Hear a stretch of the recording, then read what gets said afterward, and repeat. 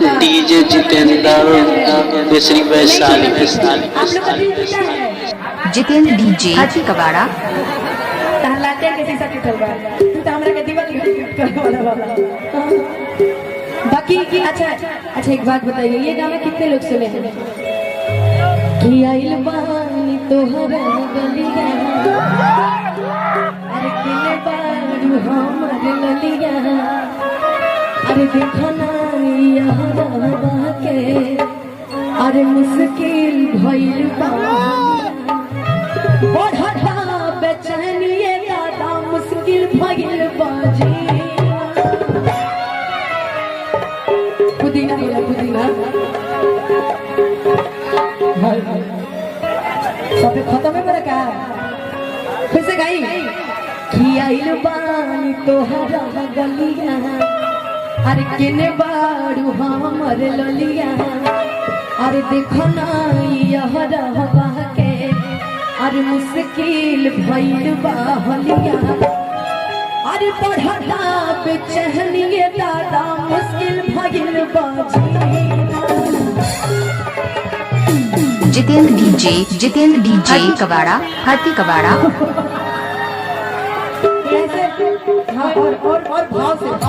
से कैसे किलो कैसा पे खतरे बड़ा दुनिया तू बोला एक और मोबाइल जितेंद्र डीजे हाथी कबाड़ा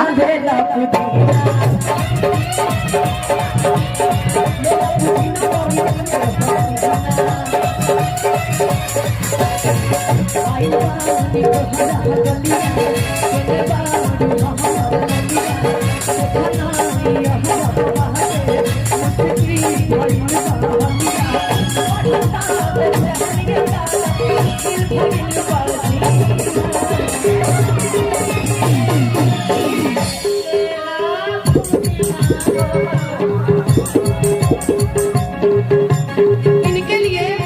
एक ही चीज कहेंगे, इनके पुदीना पे ना जिंदगी बर्बाद करेंगे। जितेंद्र डीजे हाथी कबाड़ा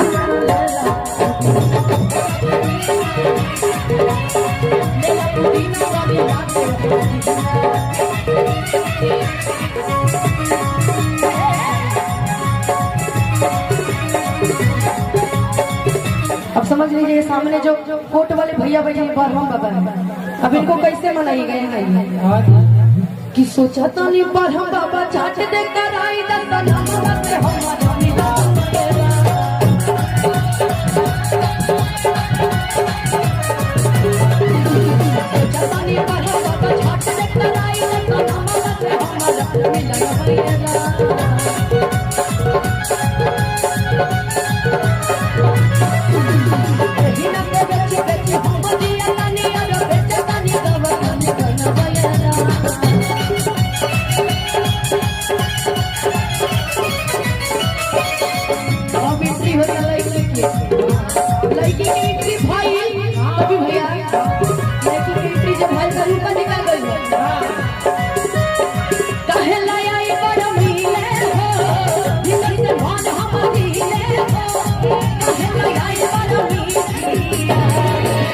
जितेंद्र डीजे हाथी कबाड़ा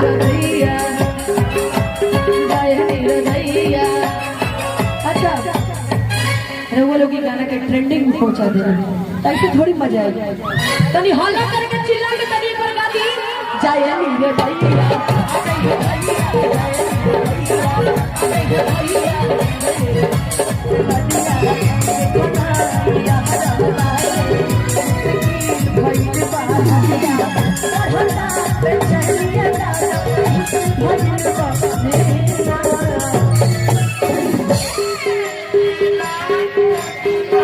अच्छा जरा आप लोग एक बार पुदीना बोलिए तो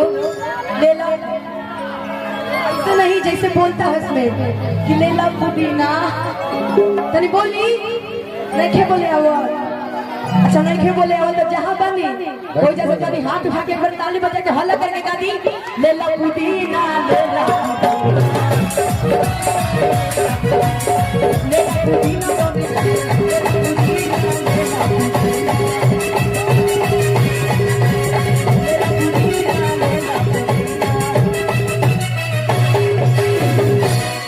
जितेंद्र डीजे हट्टी कबाड़ा। अगर बढ़िया लगल तो ना चाहे तो ताली बजा दी वाला कर वाह हमनी के इहे पावे आवे नहीं कि रघु लोग इतना प्यार बरसे इतना प्यार दे फिर से एगो गाना के ट्रेंडिंग में ला दी हां कि ताहर हई हर के बेट कमजोर बड़ुए कि हमर चढ़ल जवानी बेजोर पड़ुए। जितेंद्र डीजे हट्टी कबाड़ा। अरे हटा होने हटा जानी सदा हमरे फिरिया अरे हटा जानी सटे दोनों फिरिया बाकी